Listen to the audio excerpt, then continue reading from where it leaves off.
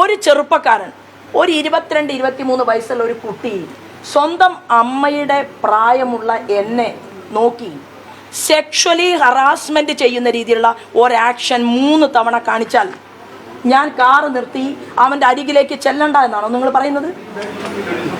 വളരെ വേദനയോടെയാണ് ഞാനിപ്പോൾ നിങ്ങളുടെ മുന്നിൽ നിൽക്കുന്നത്.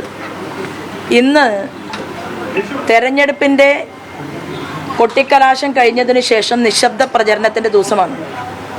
പിരായിരി പഞ്ചായത്തിൽ ഒരു ഓട്ടോറിക്ഷ സ്റ്റാൻഡിൽ അവിടുത്തെ ആളുകൾക്ക് കാണണമെന്ന് ആവശ്യപ്പെട്ടതിനെ തുടർന്ന് ഒരു ക്യാൻസർ പേഷ്യൻ്റ്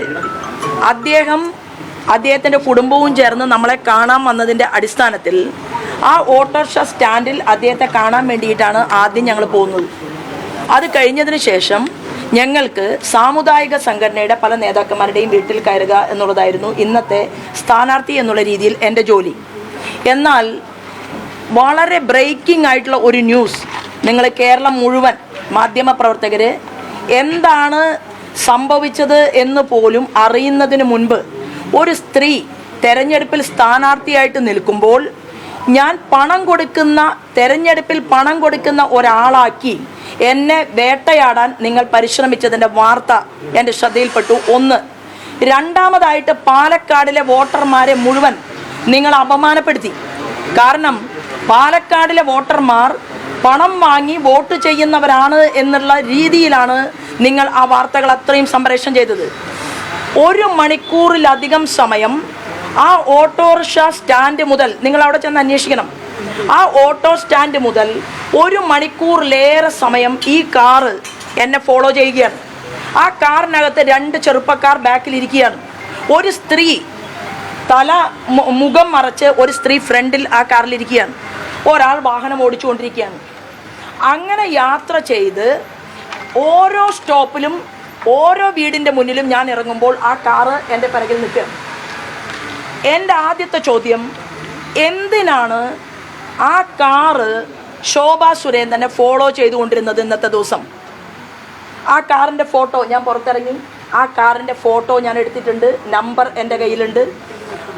രണ്ടാമതായിട്ട് ഇന്നലെ തന്നെ പാലക്കാടിലെ ജില്ലാ കളക്ടറുമായി ഞാനിപ്പോൾ സംസാരിച്ചു.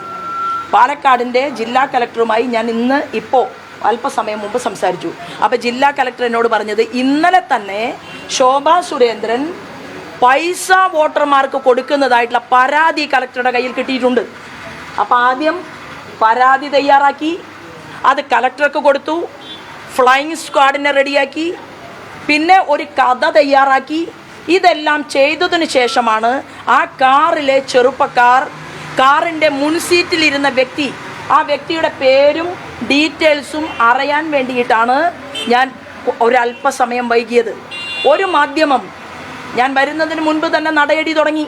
ശോഭാ സുരേന്ദ്രന് പാലക്കാട് ആകെ പ്രശ്നമാണ് എന്ന് പറഞ്ഞുകൊണ്ട് നടയടി നടത്തിക്കൊണ്ടാണ് എന്നെ സ്വീകരിച്ചത്. അതേ മാധ്യമം തന്നെയാണ് ഇന്ന് മീഡിയ ഗ്രൂപ്പിൽ പോസ്റ്റ് ആദ്യം ഇടുന്നത്. അപ്പോൾ ഒരാൾ കഥയുണ്ടാക്കുന്നു, തിരക്കഥ വേറൊരാൾ അതിന് സഹായം ചെയ്തു കൊടുക്കുന്നു, അതൊരു മീഡിയ പ്രവർത്തകൻ പോസ്റ്റ് ചെയ്യുന്നു. എന്നാൽ ഒരല്പമെങ്കിലും ഒരു മര്യാദ ഇവിടുത്തെ മാധ്യമ സുഹൃത്തുക്കളോട് ഞാൻ ചോദിക്കുകയാണ്. ഒരു ചെറിയ എൻ്റെ ഭാഗം കേൾക്കാൻ, എന്താണ് ആ റോഡിൽ ഉണ്ടായത്, എന്താണ് സംഭവിച്ചത് എന്ന് പോലും എൻ്റെ ഭാഗം കേൾക്കാതെ ഇന്ന് കേരളത്തിൽ ഈ നിശബ്ദ പ്രചരണത്തിൻ്റെ ദിവസം അങ്ങേയറ്റം എന്നെ വ്യക്തിപരമായി അപമാനിക്കുന്ന രീതിയിലാണ് നിങ്ങൾ ഈ വാർത്ത കൊടുത്തത്. ഈ വാർത്തയെ തുടർന്ന് എന്ത് സംഭവിച്ചു?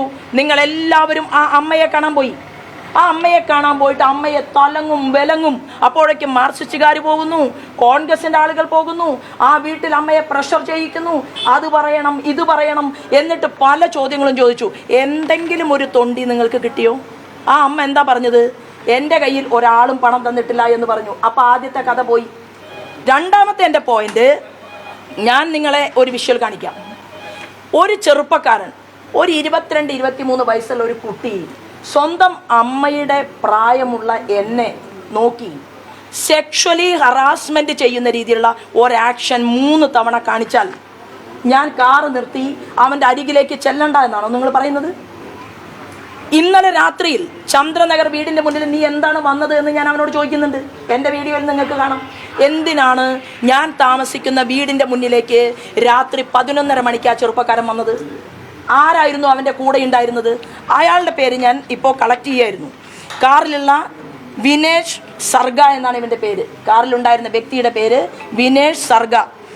പോലീസ് 420 കേസ് ഇട്ടിട്ടുള്ള ഒരാളാണ്.